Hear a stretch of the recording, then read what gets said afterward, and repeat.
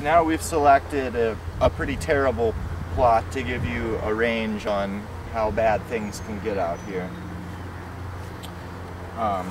This plot we've already counted has 20 plants, and the first thing we want to look at is head extension, which in this case is actually pretty good. You want to come up a little bit closer?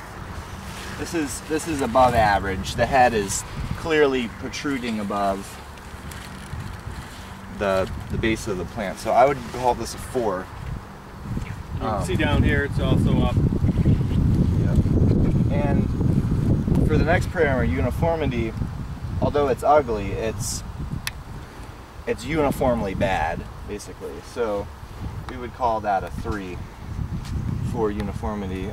So it's not perfect. It's certainly downgrade a little because we do have some stunted plants here and there. So, but overall, the vast majority of them are about the same stage. So those kind of things are pulling it down from 5-4. The killer characteristic for this, though, is color. This is, according to our scale, about as yellow-green as we've seen. Get.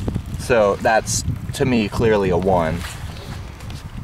Next is smoothness, which, oh, pardon me, is dome, which is flat. This corresponds most with the score of 2.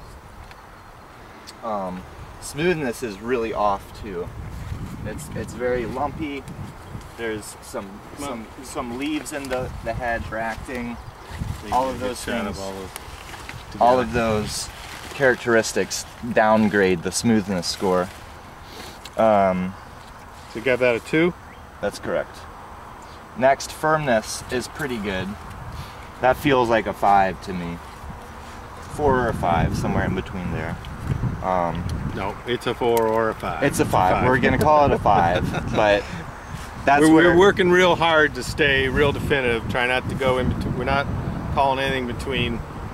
So we make a choice. We're ultimately making a decision, but you know, sometimes for me it helps to think about things like that.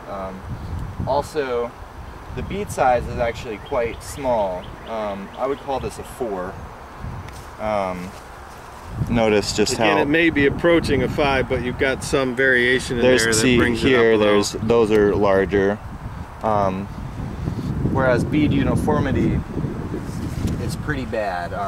There's a lot of sectors that have large beads in it, so I'm going to call that a 2. And then overall quality is a 2. It's below average, but it has some nice characteristics to it, well, such as head position and small beads. Right. But overall, it falls into a non-marketable class. Correct. And so then anything a 1 or a 2 is really going to be non-marketable. After that, we'll estimate the number of marketable heads, and later on come back and estimate holding. So that's how you evaluate a bad plot.